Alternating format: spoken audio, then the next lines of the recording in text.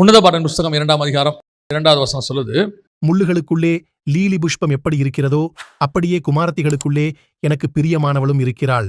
சபையை பற்றி அந்த இடத்துல ஆண்டவர் சொல்லும் போது சொல்லுகிறதான வார்த்தை, முட்களுக்குள்ளே லீலி புஷ்பம் எப்படி இருக்கிறதோ அப்படி சபையானது மற்ற குமாரத்திக்குள்ளே, இந்த பூமிக்குள்ளே இருக்கிறது என்ற அர்த்தம். இந்த குமாரத்திகள் அப்படிங்கிறது உலகத்தை குறிக்கிறது. என்ன காரணம் அப்படின்னு கேட்டீங்கன்னு சொன்னால், நோவா காலத்தை குறித்து சொல்லும் பொழுது தேவபுத்திரர் மனுஷ குமாரத்திகள் என்று சொல்லும் பொழுது, இயேசு நோவா காலத்தை குறித்து குறிக்கும் பொழுது மத்திய 24 அதை ஒரு பாவமாக சொல்லுகிறார்.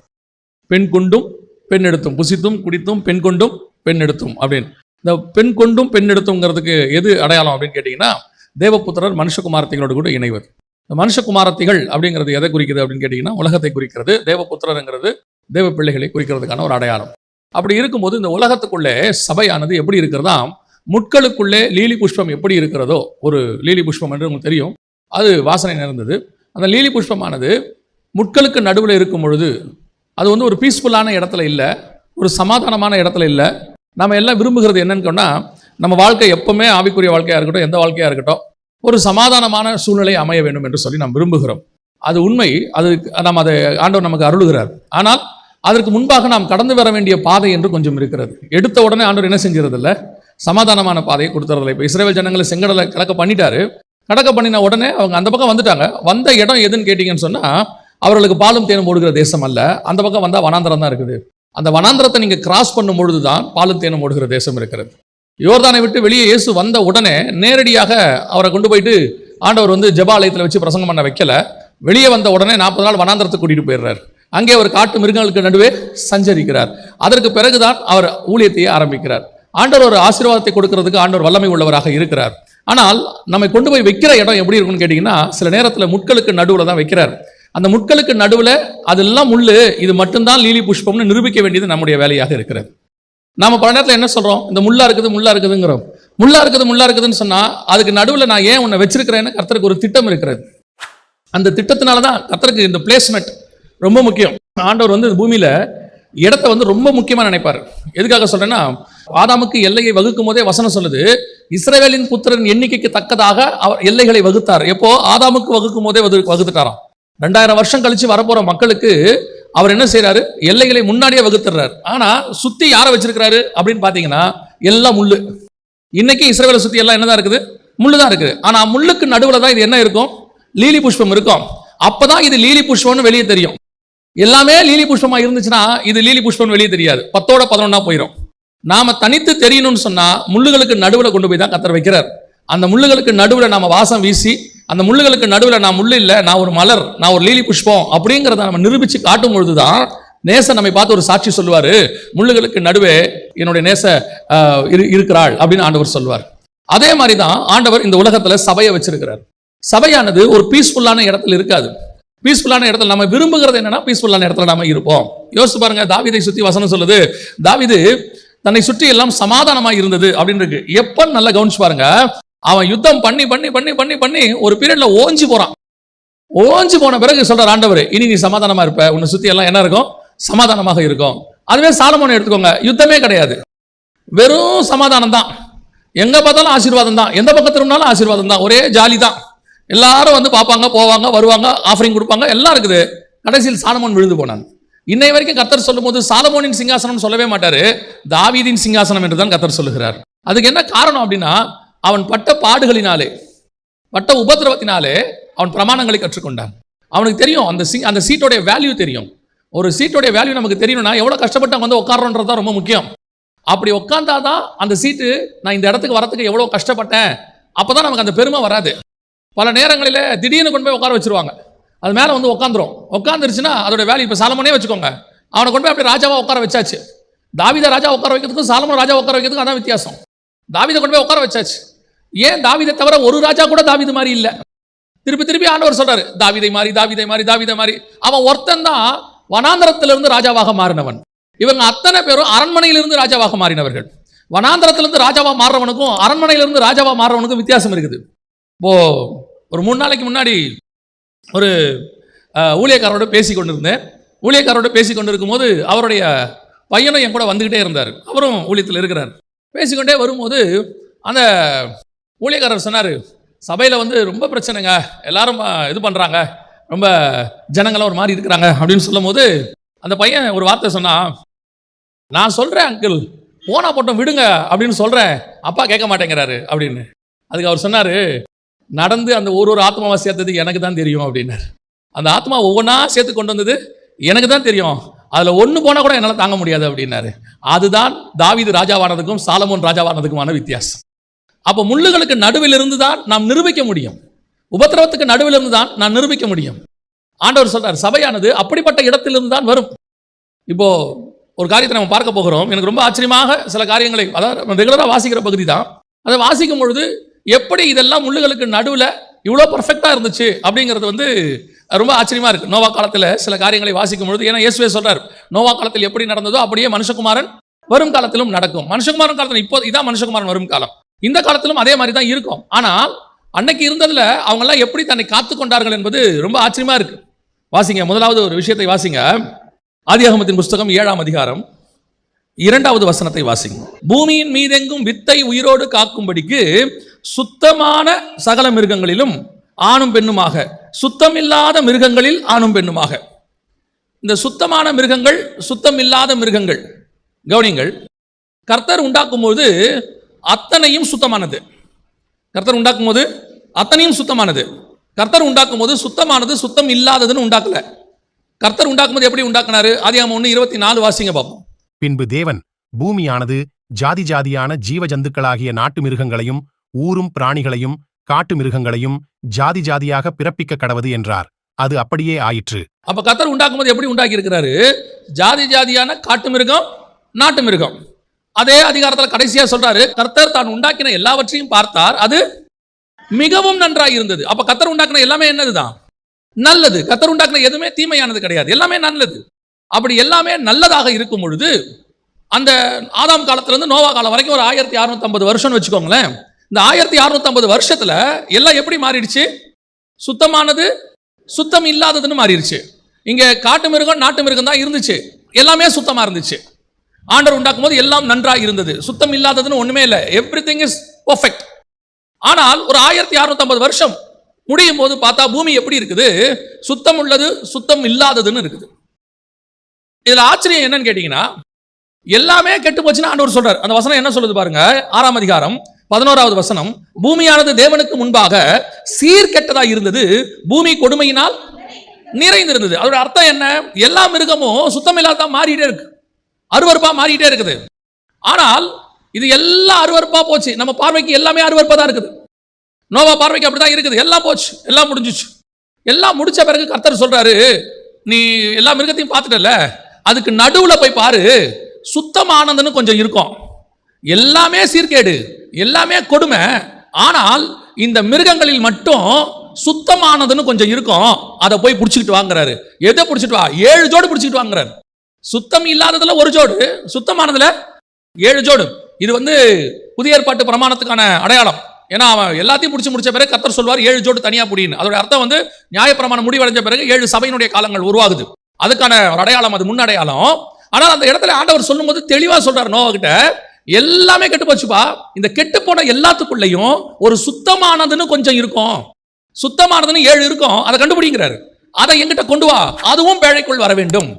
ஏன்னா எல்லாமே கெட்டு போச்சா எப்படி இருக்கும்? இருக்கும், நீ போய் பாரு, சுத்தமானதுன்னு கொஞ்சம் இருக்கும். அதுதான் கர்த்தருடைய திட்டம். இப்ப யோசிச்சு பாருங்க, இவ்வளவு மிருகம் கெட்டு போயிருக்குது, ஆனா ஒரு 7 ஜோடு மிருகம் மட்டும் தத்தை சுத்தமானதாய் அதுக்கு நடுவில் பத்திரமாய் பாதுகாத்துக் கொண்டிருக்கிறது. இதுதான் முள்ளுகளுக்கு நடுவிலே லீலி புஷ்பம் இருக்கிறது. எல்லாமே அசுத்தம், அவைகளுக்கு நடுவிலே தன்னை சுத்தமாய் பாதுகாத்துக் கொள்வது என்பது முடியும். இன்னைக்கு நம்ம பழைய தூக்கி என்ன போட்டுக்கிட்டு இருக்கிறோம்? எந்த பக்கத்தினாலும் அசுத்தம், எந்த பக்கத்தினாலும் பாவம், எந்த பக்கத்தினாலும் அநியாயம். நீங்க சும்மா இருந்தாலும் பாவம் தேடி வரும், பஸ் ஏறி வரும் உங்ககிட்ட பாவம். உங்ககிட்ட உங்களை பாவத்தை விழ வைக்கிறதுக்கு பிசாசு பஸ் ஏறி ஆள் அனுப்புவான், எல்லாம் நடக்கும். ஆனாலும் அவைகளுக்கு நடுவில் உங்களை சுத்தமாய் பாதுகாத்துக் கொள்ள வேண்டியது உங்களுடைய பொறுப்பு. அப்படிதான் உங்களை காப்பாத்திக்கணும், வேற வழி கிடையாது. நாம சுத்தி இருக்கிற எதையும் மாற்ற முடியாது, எல்லாம் அசுத்தமா தான் இருக்கும். அவைகளுக்கு நடுவில் நாம் சுத்தமா இருக்கணும், சுத்தி இருக்கிறது மேல பழி போட முடியாது. எல்லாமே அசுத்தங்க. இன்னைக்கு நம்ம சொல்ற விஷயம் என்ன? எல்லாம் தப்பா போச்சு, எல்லாம் அசுத்தமா இருக்குது. எப்படி இதுக்கு நடுவுல இருந்துகிட்டு நம்மளால இருக்க முடியும்? செல்போனை கையில வச்சுக்கிட்டு நான் எப்படி சுத்தமா இருக்கிறது? செல்போனை கையில வச்சுக்கிட்டு சுத்தமா இருக்கணும். அதுதான் கர்த்தர் எக்ஸ்பெக்ட் பண்றது. கிறிஸ்தவன் நாட்டுக்குள்ள இருந்து கெட்டு போனவனும் இருக்கிறான், கிறிஸ்தவ அல்லாத நாட்டில இருந்து தன்னை சுத்தமாய் பாதுகாத்துக் கொண்டவனும் இருக்கிறான். எல்லாரும் சொல்றது என்ன?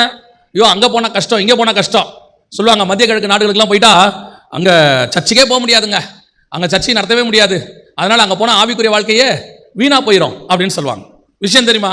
அந்த மத்திய கிழக்கு நாடுகளுக்கு போய் அங்க சபை ஆரம்பிச்சு அங்க இருக்கிறவங்களை ரட்சிப்புகளை நடத்தி அங்க இருக்கிறவங்களையே உள்ள வர வைக்கிற ஒரு பெரிய கூட்டம் இருக்குது. இதுதான் முள்ளுகளுக்கு நடுவே லீலி புஷ்பம். எல்லாரும் சொல்றது அமெரிக்கால நாம உண்மையா வாழ முடியாதுங்க, ஆஸ்திரேலியால உண்மையா வாழ முடியாது, நியூசிலாந்துல உண்மையா வாழ முடியாது, கனடாவில் உண்மையா வாழ முடியாது. யார் சொன்னா?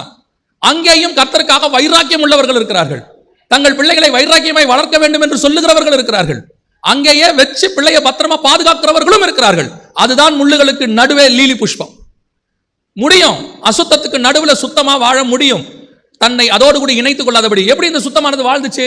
அந்த அசுத்தமானதெல்லாம் பக்கத்துல இருக்கும், ஆனா அதுவும் இதுவும் ஒன்னா சேராது. அசுத்தமானது சேர வரும், ஆனா சுத்தமானது சேராது. இந்த தேவபுத்திரர் என்ன பண்றான்? இவன் தேசத்துல இருக்கிற வரைக்கும், இஸ்ரவேலர் கானானுக்குள்ள இருக்கிற வரைக்கும் பிரச்சனை இல்லை. மோவாபிய ஸ்திரீ வரும்போது தான் பிரச்சனை. ஆனா மோவாபிய ஸ்திரீ வரும்போது எல்லாரும் சோரம் போய் கொண்டிருக்கிறான், ஒரே ஒரு பினகாஸ் மட்டும் ஈட்டி எடுத்து குத்துன்னு குத்துறான். அதான் முள்ளுகளுக்கு நடுவே லீலி புஷ்பம். எத்தனை பேரும் சோரம் போகும்போது அவைகளுக்கு நடுவே நான் ஈட்டி எடுத்து குத்துவேங்கிறான். அந்த வைராக்கியம், கலவாமை ரொம்ப முக்கியம். எல்லாம் இருக்கும், நாம வேற எந்த பாகுபாடும் பார்க்கலைங்க, ஜாதி பாகுபாடு கிடையாது, இந்த பாகுபாடு கிடையாது, எதுவும் கிடையாது. ஆனால் விசுவாசிக்கும் அவிசுவாசிக்கும் பிணக்கம் கிடையாது, இங்க சேர முடியாது இந்த இடத்துல. அதுதான் கர்த்தர் சொல்லக்கூடியது. எவ்வளவு யோசிச்சு பாருங்க, ஒரு மிருகத்துக்கு இருக்கக்கூடியதான ஒரு கான்சியஸ் அதுக்கு இருக்கு, இது அசுத்தமான மிருகம், இதோட நான் என்ன செய்யக்கூடாது, சேரக்கூடாதுன்னு அதுக்கு இருக்கு. ஆனா இன்னைக்கு மனுஷனுக்கு அது இல்லை. அசுத்தமானது சுத்தமானது எந்த கான்செப்டும் கிடையாது.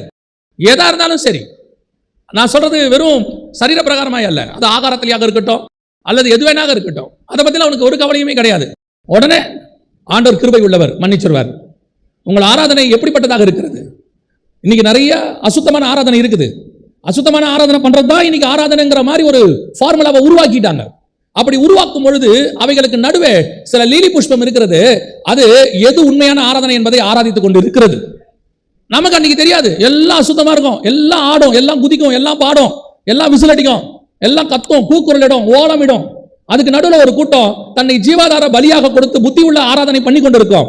அதை பார்க்கும்போது மற்றவங்களுக்கு கேவலமா இருக்கும். ஒரு நாள் சொல்வாரு, அந்த சுத்தமானதை புடிம்பார் ஆண்டவர், அந்த சுத்தமானதை புடி, அதுதான் சுத்தமானது, இது எல்லாம் சுத்தமாக இருக்கிறது, இது மட்டும் சுத்தமா இருக்கு, அதை புடிம்பார். அதைத்தான் கர்த்தர் விரும்புகிறார். நம்மை சுத்தி எத்தனை இருந்தாலும் அதோடு கூட கலவாதபடிக்கு, அதோடு கூட இணையாதபடிக்கு அதை தள்ளி ஓரமா வச்சிடணும். வராமலாம் இருக்காது.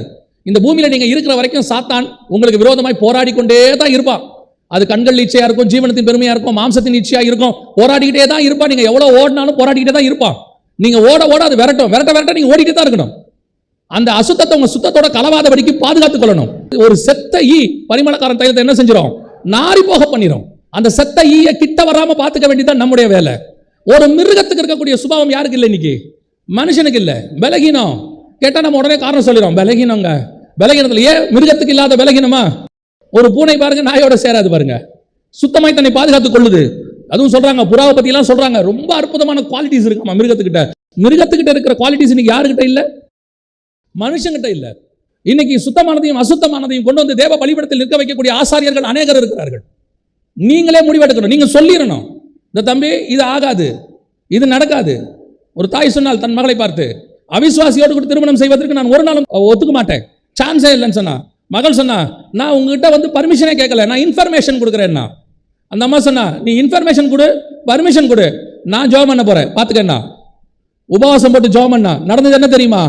மகள் திரும்பி வீட்டுக்கு பத்திரமாய் வந்து விட்டாள். இதுதான் ஒரு தாயினுடைய, ஒரு தகப்பனுடைய வேலை. சுத்தமானதை அசுத்தமானதோடு கலக்க ஒத்துக்க கூடாது, அது கலக்கவும் கூடாது. இன்னைக்கு இருக்கிற வாலிப பிள்ளைகளுக்கு சொல்றேன், உலகம் பார்க்கறதுக்கு அட்ராக்டிவா தான் இருக்கும், பார்வைக்கு இன்பமும் புசிப்புக்கு ஏற்றதுமாகத்தான் இருக்கும், அது அப்படிதான் இருக்கும். ஆனால் அது ஒரு நாள் மரணம். சில நேரத்தில் நித்திய ஜீவனுக்கான விருட்சம் பார்க்கறதுக்கு அழகா தெரியாது, பார்க்கறதுக்கு ஒன்றும் தெரியாது. ஆனால் கர்த்தர் கொடுக்கிற நித்திய ஜீவன் அந்த ஜீவ விருட்சத்துக்குள்ள இருக்கிறது. சில நேரத்தில் கர்த்தர் கொடுக்கும் போது நான் எக்ஸ்பெக்ட் பண்ண மாதிரி இல்லை, நீ எக்ஸ்பெக்ட் பண்ண மாதிரி இருக்காது. ஆனா கர்த்தர் கொடுக்கிறது அவர் எக்ஸ்பெக்ட் பண்ண மாதிரி இருக்கும், அது முடிவு சம்பூர்ணமாக இருக்கும். இன்னைக்கு அதுதான் நடைபெற்றுக் கொண்டிருக்கிறது. விசுவாசிக்கும் அவிசுவாசிக்கும், அசுத்தமானதுக்கும் சுத்தமானதுக்கும் என்ன கிடையாது?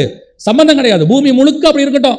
சிலர் சொல்றாங்க, அமெரிக்காவுக்கோ வெஸ்டர்ன் கண்ட்ரீஸ்க்கோ போனா அவங்க சொல்றாங்க, இந்த நாட்டோடைய சட்டம் அப்படி. எந்த நாட்டோடைய சட்டம் எதுவானா இருக்கட்டும், பைபிள் என்ன சொல்லுதுங்கிறதா நம்முடைய ஒரே கேள்வி. பைபிள் வந்து யூரோப்புக்கு வேற, அமெரிக்காவுக்கு வேற, இந்தியாவுக்கு வேற கிடையாது. திருமணத்திற்கு முன்னாடி அங்கே நீங்கள் எந்த இதுவும் மணப்பெண்ணும் மணமகனும் எந்த ஒரு காரியமும் செய்யக்கூடாது என்பது பைபிள் சொல்லிச்சுன்னா சொன்னதான். இல்லைங்க, இந்த நாட்டில் லிவிங் டுகெதர்லாம் நார்மல். அவங்க பழகி பார்த்து வாழ்ந்து பார்த்து கடைசியா ஓகேன்னு சொன்னா கல்யாணம் பண்ணிக்கலாம், அது அவங்க இஷ்டம். இல்லை, இந்த நாட்டில் அது சகஜம். நாட்டில் சகஜம், நரகத்தில் கூட தான் பாவம் சகஜம். அதனால பாவம் செய்ய முடியுமா? இதுதான் பைபிள் சொல்லுது. இவ்வளவுதான். விவாகமானது யாவருக்குள்ளும் கனம் உள்ளதா இருக்கிறது. அவ்வளவுதான், வேலை முடிஞ்சு. சிச்சுவேஷனுக்கு ஏற்ற மாதிரி பைபிள் கிடையாது. பைபிளுக்கு ஏற்ற மாதிரி தான் நீங்களும் நானும் சொல்றாங்க. இன்னைக்கு உள்ள சிச்சுவேஷனுக்கு யோசித்து பாருங்க. இப்ப இதெல்லாம் ரொம்ப சகஜங்க. டைவர்ஸ் பண்றதெல்லாம் சகஜம். என்ன சொல்றீங்க? இப்ப இதெல்லாம் சகஜங்க. எங்க இருக்கு பைபிள்ல சகஜம்னு? இதுதான் இன்னைக்கு சுத்தத்தோடு கூட அசுத்தம். ஒரு மிருகம் தன்னை பத்திரமாய் பார்த்துக் கொள்ளுகிறது. எல்லா மிருகமும் அசுத்தமா மாறிடுச்சு. காட்டு மிருகம் மாறிடுச்சு, நாட்டு மிருகம் மாறிடுச்சு. ஆனா காட்டு மிருகத்திலையும் நாட்டு மிருகத்திலையும் சுத்தமாய் கொஞ்சம் இருக்கிறது. அந்த சுத்தமானதை பிடிங்கிறாரு கர்த்தர். அது ஒரு நாள் கண்டுபிடிக்கப்படும், அது ஒரு நாள் வேறு பிரிக்கப்படும். அது கர்த்தருக்கு பலி செலுத்துவதற்கு வேறு பிடிக்கப்படும். நோவா பேழையை விட்டு வெளியே வந்த உடனே வசனம் சொல்லுது, 8:20 வாசிங்க பாப்போம். அப்பொழுது நோவா கர்த்தருக்கு ஒரு பலிபீடம் கட்டி சுத்தமான சகல மிருகங்களிலும் சுத்தமான சகல பறவைகளிலும் சிலவற்றை தெரிந்து கொண்டு அவைகளை பலிபீடத்தின் மேல் தகன பலிகளாக பலியிட்டான். எல்லாம் அசுத்தம் இருக்கு. சுத்தமானதை ஏன் பிடிச்சோம் தெரியுமா? நாங்க ஒரு நாள் உன்னை கொண்டுதான் கர்த்தர் சுகந்த வாசனையை நுகர போகிறார்.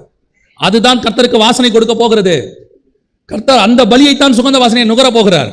எல்லாம் இன்னைக்கு மொத்தமா இருக்குது. சுத்தம் அசுத்தம் எல்லாம் இருக்குது. பார்க்கும்போது நிறைய ஊழியக்காரங்களுக்கே கொஞ்சம் ஃபெட்டா பார்க்குறாங்க. என்ன ஃபெட்டா பார்க்குறாங்க? இந்த அசுத்தமான மிருகம் எல்லாம் பயங்கர ஆட்டம் ஆடுது, பயங்கரமா குதிக்குது. பார்த்தா கிரௌடு அங்கே தான் போகுது. நாமளும் கர்த்தருக்கு உண்மையா ஆராதிக்கணுங்கிறோம், அங்க வர மாதிரி கிரௌடு வர மாட்டேங்குது அப்படின்னு சொன்னாங்க. அப்போ ஒரு ஊழியக்காரர் பாவம் ரொம்ப ஃபெட்டப் ஆயிட்டாரு.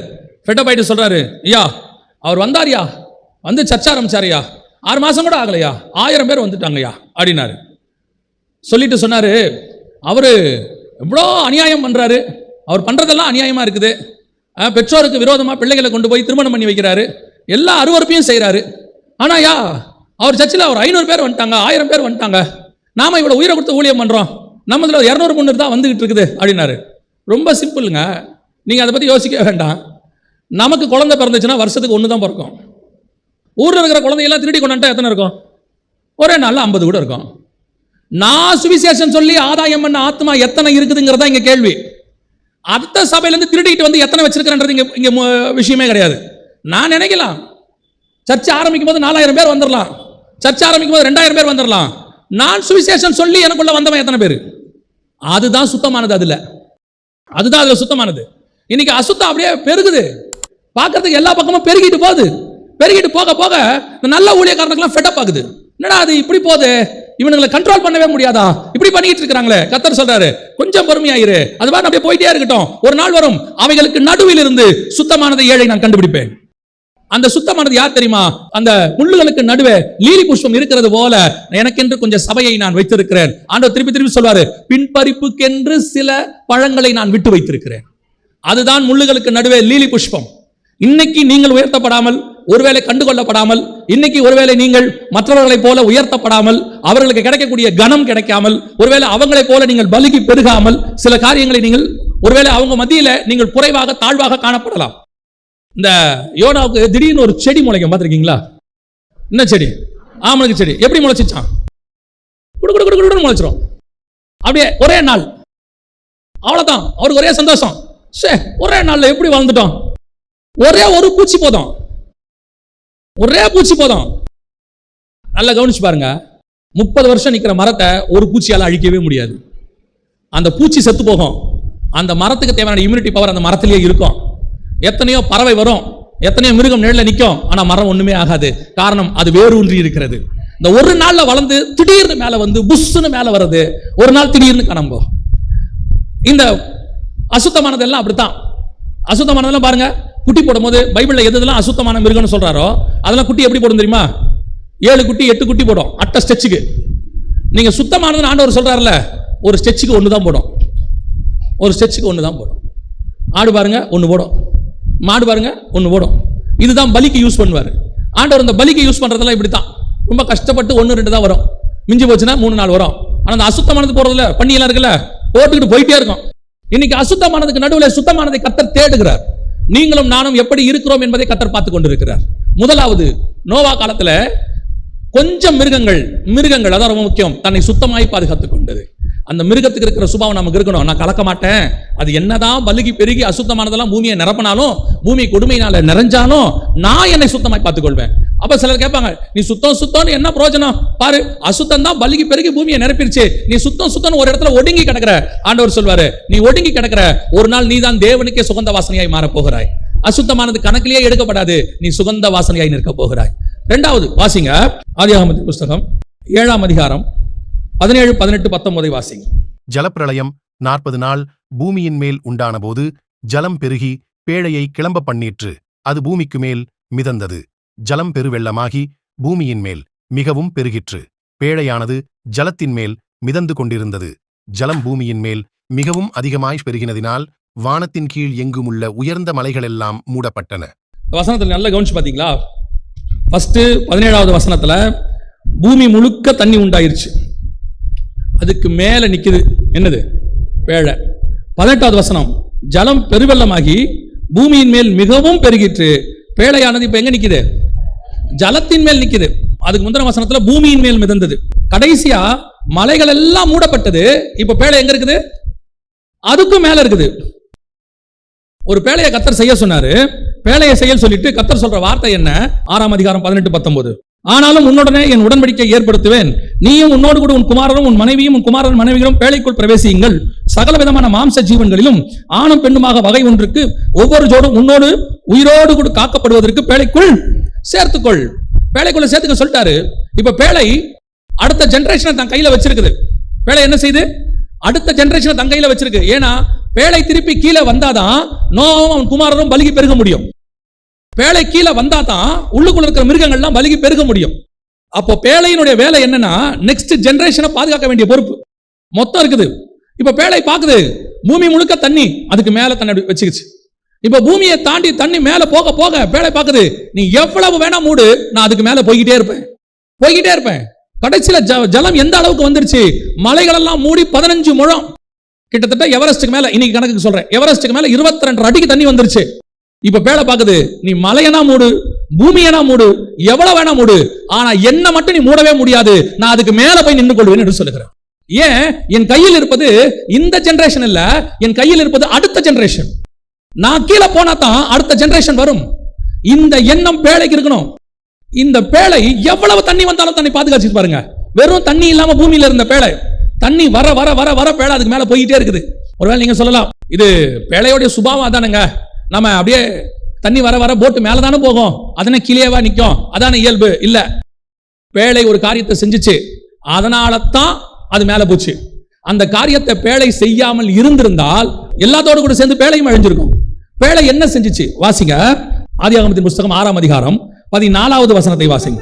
நீ கொப்பேர மரத்தால் உனக்கு ஒரு பேழையை உண்டாக்கு, அந்த பேழையிலே அறைகளை உண்டு பண்ணி அதை உள்ளும் புறமுமாக கீழ் பூசி. இதா இருக்கிறதுலே முக்கியமான விஷயம். கீழ் பூசினா என்ன? இன்னைக்கு இருக்கிறதுல சொல்லணும்னு சொன்னா கிரீஸ், எண்ணெய் பூசுறது. அதாவது என்ன செய்வாங்கன்னா, பேழையெல்லாம் அடிச்சு முடிச்ச பிறகு நடுவில் என்ன இருக்கும்? குட்டி குட்டி கேப்ஸ் இருக்கும். குட்டி குட்டி கேப்ஸ் இருக்கும் போது அந்த கேப் எல்லாம் ஃபில் பண்றதுக்கு என்ன பண்ணுவாங்கன்னு கேட்டீங்கன்னா, இந்த கீழ் மாதிரி ஒன்று பூசுவாங்க. அதுவும் எப்படி பூச சொல்றார் ஆண்டவர்? உள்ளும் புறமும். புறமும் உள்ளும் இல்ல, உள்ளும் புறமும். உள்ளும் புறமும் கீழ் பூசு. அதோட அர்த்தம் என்ன? கீழ் என்பது ஆயில், அதான் கிரீஸ், ஆயில். அந்த எண்ணெயை நீ உள்ளும் புறமும் பூசினா மட்டும்தான் வெளியே இருக்கிற தண்ணி உள்ள வராது, லீக்கேஜ் இருக்காது. இப்ப இருக்குமா, இப்ப பிளம்பிங் வேலை பாக்குறவங்க சொல்லுவாங்க, பாத்திருக்கீங்களா? இப்ப ஒரு காரியம் சொல்லுவாங்க, என்ன சொல்லுவாங்கன்னா, சொல்யூஷன் ஒண்ணு போடுவாங்க. இந்த குழாயை மாட்டிட்டு என்ன செய்வாங்க? முந்தியெல்லாம் இந்த நூல் கட்டி அப்படியே திருப்புவாங்க பிளம்பிங்ல. இப்ப நூல் கட்டுறது இல்ல, இப்ப என்ன பண்ணிடுறாங்க? ஒரு சொல்யூஷனை தடவிடுறாங்க. சொல்யூஷனை தடவாட்டி அது தடவியாச்சுன்னா என்ன ஆகாது? எந்த லீக்கேஜும் ஆகாது, எல்லாம் அப்படியே கரெக்டா பர்ஃபெக்டாக இருக்கும். அதனாலதான் அந்த இடத்துல ஆண்டவர் சொல்றார் நோவாவை பார்த்து, வேலை செய்வது முக்கியம் இல்ல, செஞ்சு முடிச்ச பிறகு நீ செய்ய வேண்டிய முக்கியமான விஷயம் என்ன தெரியுமா? உள்ளும் புறமும் என்ன செய்யணும்? கீழ் பூசணும், ஆயில் தடவணும். அதுதான் உனக்கே தெரியாம உள்ளுக்குள்ள தண்ணி வராம உன்னை பாதுகாக்கிறது. நினைச்சிருந்து ஒருவேளை இந்த கீழே ஒரு பூசாம இருந்திருந்தாருன்னா, பேழை ரெடி, எல்லாம் உள்ள போலாம், எல்லாம் ஓகே. ஆனா தண்ணி வர வர தண்ணி எங்க வரும்? பேழைக்குள்ளையும் வரும். பேழை மிதக்காது, ஒரு நாள் பேழை மூழ்கி போகும். பேழை எவ்வளவு தண்ணி வந்தாலும் தன்னை அதுக்கு மேல நிக்க வைக்கிறதுக்கு மிக முக்கியமாக தேவை என்ன தெரியுமா? எல்லாத்தையும் செஞ்சு முடிச்ச பிறகு தண்ணி உள்ளே வராமல் பாவம் உள்ளே, ஏன்னா அது பாவம் மிகுதினால நியாய தீர்ப்பு வருது. ஜலம் என்பது நியாய தீர்ப்புக்கான அடையாளம் கர்த்தர் வச்சிருக்கிறார். அந்த நியாய தீர்ப்பு என்னை சேதப்படுத்தாம இருக்கணும்னா எனக்குள்ள பரிசுத்த ஆவியானவர் உள்ளும் புறமுமாக கீழ் பூசப்பட்டிருக்கணும். பரிசுத்த ஆவியானவர் உள்ளும் புறமுமாக என்னை மூடி இருக்கணும். நினைச்சுக்க கூடாது, ஓ நான் பெரிய 15 வருஷம் விசுவாசி, 25 வருஷம் விசுவாசி.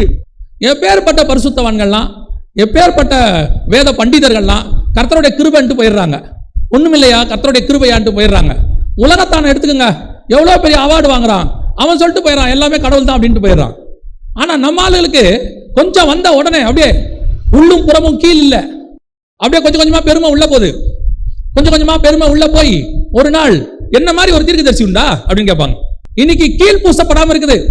இயேசு அழகா சொல்வார், நானே வாசல், என் வழியாய் பிரவேசிக்கிறவன் உள்ளும் புறமும் மேய்ச்சலை கண்டடைவான். ஃபர்ஸ்ட் எங்க போனோம்? உள்ள போனோம். அப்புறம் தான் எங்க போனோம்? வெளியே போனோம். இன்னைக்கு நிறைய பேருக்கு வெளியே போறதுக்கு இஷ்டம். பாஸ்டர் என்ன ஊழியத்துக்கு அனுப்பவே மாட்டாரு, பாஸ்டர் என்ன மேடை மேல ஏத்தவே மாட்டாரு, நான் அவரை விட நல்லா பாடுவேன், நான் இவரை விட நல்லா வாசிப்பேன், என் பிள்ளைகள் எல்லாம் யூஸ் பண்ணவே மாட்டீங்க. முதல்ல உள்ள கீழ் பூசுங்க, அப்புறமா வெளியே பூசலாம். முதல்ல உள்ள மேய்ச்சலை கண்டடைங்க.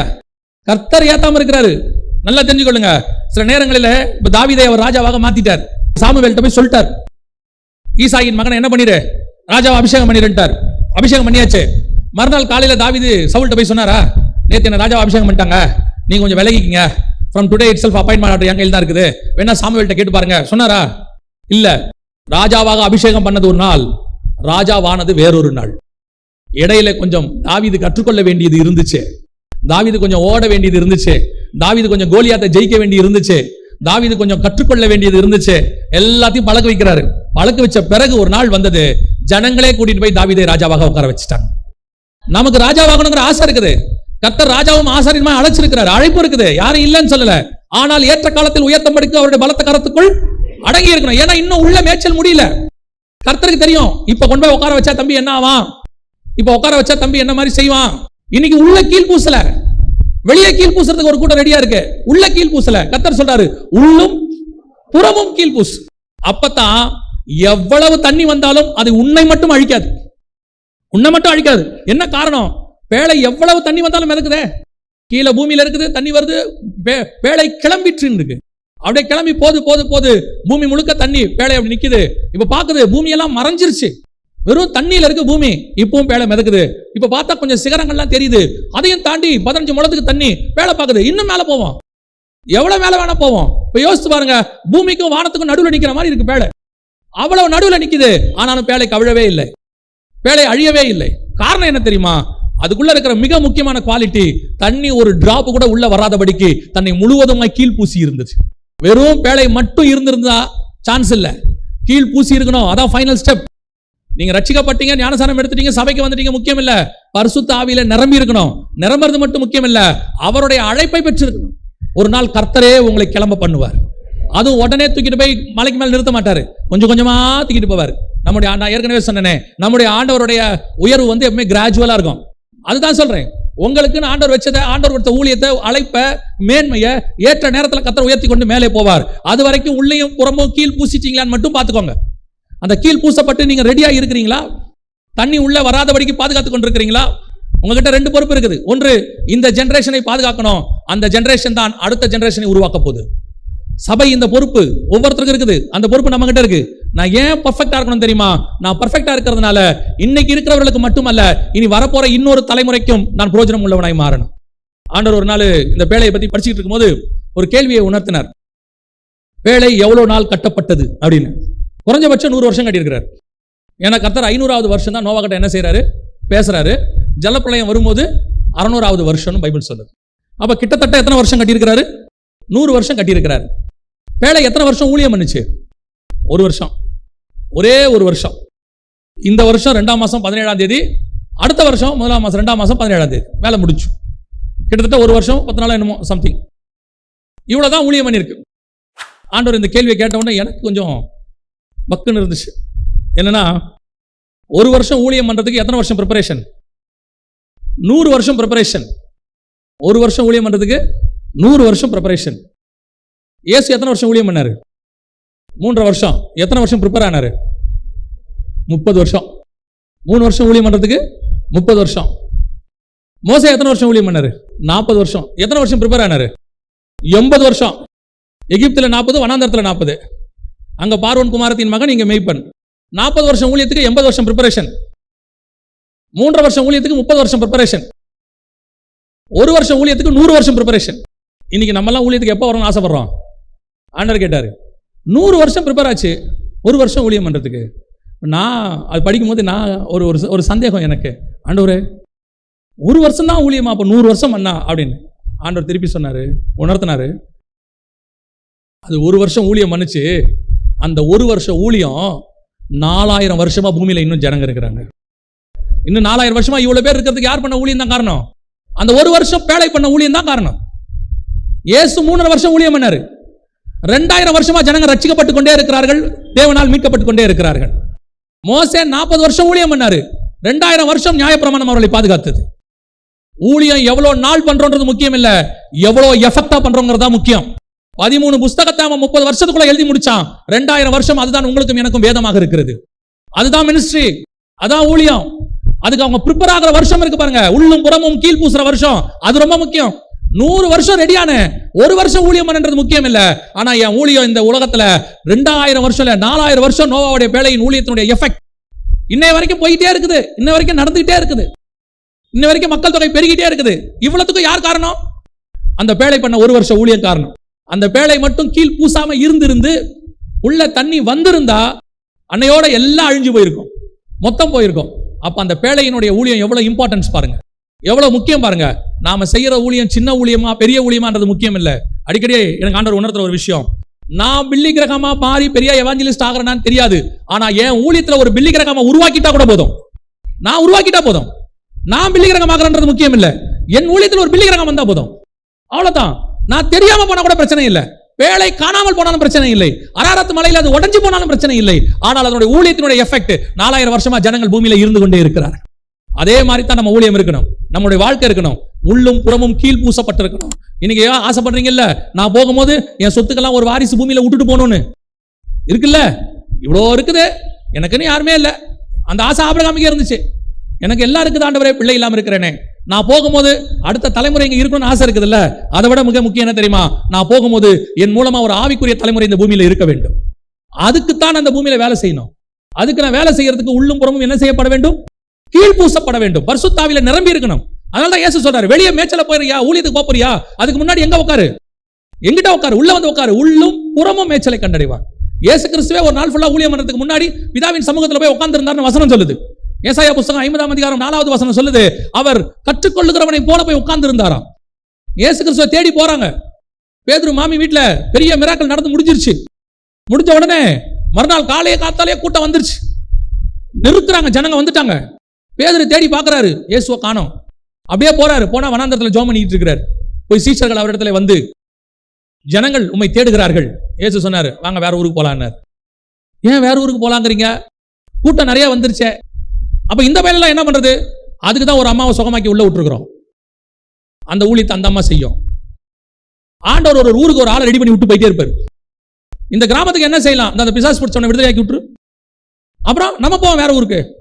திரும்பி ஒரு நாள் வராரு, கிராமமே ரெடியா இருக்குது, மொத்த கிராமமும் ரெடியா இருக்குது. அந்த சமாரிய ஸ்திரீகிட்ட போய் பேசி விட்டுரு. அப்புறம் அந்த அம்மா கிராமத்தை கூட்டு வந்துடும். வேலை முடிஞ்சு. நம்ம வேலை என்ன? தேவ சமூகத்தில் காத்திருக்க வேண்டியது. ஆண்டவர் சொல்றது சொல்லி முடிச்சுட்டு அடுத்த தலைமுறையை உருவாக்கிட்டு போயிட்டே இருக்கிறது. ஒரு கிராமத்துக்கு ஒரு ஆளை ரெடி பண்ணணும், உடனே இது தேவ சித்தங்க, இல்லைன்னா கூட்டம் வருமா? கூட்டம் வர்றது தானே தேவ சித்தம். ஏசு சொல்றாரு, கூட்டம் வருது தேவ சித்தம் இல்ல, பிதா என்ன வேற ஊருக்கு போக சொல்லிட்டாருங்கிறாரு. வர்ற கூட்டம் எல்லாம் தேவ சித்தம் இல்ல, பிதாவின் சித்தம்ங்கிறது என்னவோ அதான் தேவ சித்தம். அப்போ பேழை தன்னுடைய ஊழியத்தை எப்படி செய்யணுங்கிறது ரொம்ப முக்கியம். பேழை உள்ளும் புறமும் என்ன செய்யப்பட்டிருந்தது? கீழ்பூசப்பட்டிருந்தது. அதனுடைய விளைவாக ஒரு தலைமுறை பாதுகாக்கப்பட்டது. அந்த ஜெனரேஷன் அல்ல, அதுக்கப்புறம் வரக்கூடிய ஜெனரேஷன். நம்ம எவ்வளவு ப்ரிப்பேர் ஆகிறோம், எவ்வளவு பெரிய பேழை கட்டுறோம், எவ்வளவு அறை கட்டுறோம், எல்லாமே முக்கியம். அது எல்லாத்த விட முக்கியம் ஃபைனலாக போயிருப்பீங்க. இந்த கார் வாங்கவோ டூ வீலர் வாங்கவோ நீங்க போவீங்க கடைக்கு. போனவன பார்த்துருக்கீங்களா? நீங்க போய் உட்கார்ந்த உடனே வண்டியை கொண்டு வந்து கையில் கொடுக்க மாட்டாங்க. நீங்க உட்கார்ந்த உடனே ஒரு 15 நிமிஷம் டைம், அரை மணி நேரம் எடுப்பாங்க. சார் ரெடி பண்ணிட்டு இருக்காங்க, கொண்டு வந்து தருவாங்க. ஏன்? இதுக்கப்புறம் தான் நெட்டு போல்ட் மாட்ட போறாங்களா?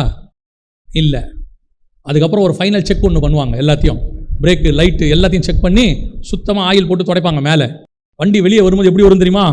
பலன்னு வரும், புது வண்டி மாதிரி வரும். அந்த அரை மணி நேரத்தை உங்களை உட்கார வச்சுட்டு தான் அவங்க செய்வாங்க. நீங்கள் வந்த பிறகு தான் செய்வாங்க. ஏன்னா நீங்கள் வரதுக்கு முன்னாடி செஞ்சால் திருப்பி தூசி வந்துடும். அதில் நீங்கள் வந்த உடனே உள்ளுக்குள்ளே போய் சொல்லுவாங்க இந்த வண்டிக்கு ஆள் வந்துருச்சுன்னு. உடனே அதை ஒரு துடைப்பாங்க. தொடச்சி அந்த ஒரு ஆயில் தொடாது, அது தொடச்சி முடிச்சு ஒரு பிரேக் லைட்டு ஹாரன் எல்லாம் செக் பண்ணி கொண்டாந்து நிறுத்துவாங்க. அதே மாதிரி தான் நம்ம எல்லா வேலையை முடிச்சாலும் இந்த ஆயில் பூசுற வேலைங்கிறது ரொம்ப முக்கியமான ஒரு வேலை. வெளியே பூசுறதை விட எப்படி பூசணும்? உள்ள பூசணும். நிறைய பேருக்கு வெளியே பூசுறது, சர்ச்சில் வந்து வெளியே பூசுறது, கையை தட்டுறது, அந்நிய பாஷை பேசுறது, குதிக்கிறது, சேர் மேல ஓடுறது, ஒடியாடுறது, இது ஒரு ரொட்டீன் ஒர்க் இருக்கு. வெளியே ஆயில் பூசுறதுல அவங்க ரொம்ப முக்கியமா இருப்பாங்க.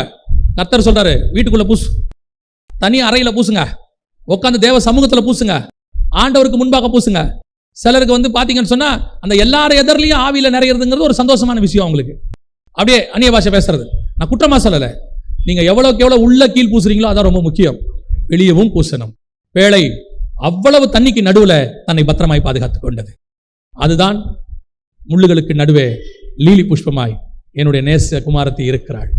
அதான் ரொம்ப முக்கியம். என்னுடைய நேசத்துக்குரியவள் இருக்கிறாள். சபை இப்படித்தான் சபை தன்னை பாதுகாத்துக் கொள்ளணும். தண்ணி வரும், உயரமா போயிட்டே இருக்கும், நம்ம மேல போய் அதுக்கு மேல போயிட்டே இருக்கணும். 2000 வருஷமா பூமியில பாவம் பெருகுச்சா குறைஞ்சிருக்கா?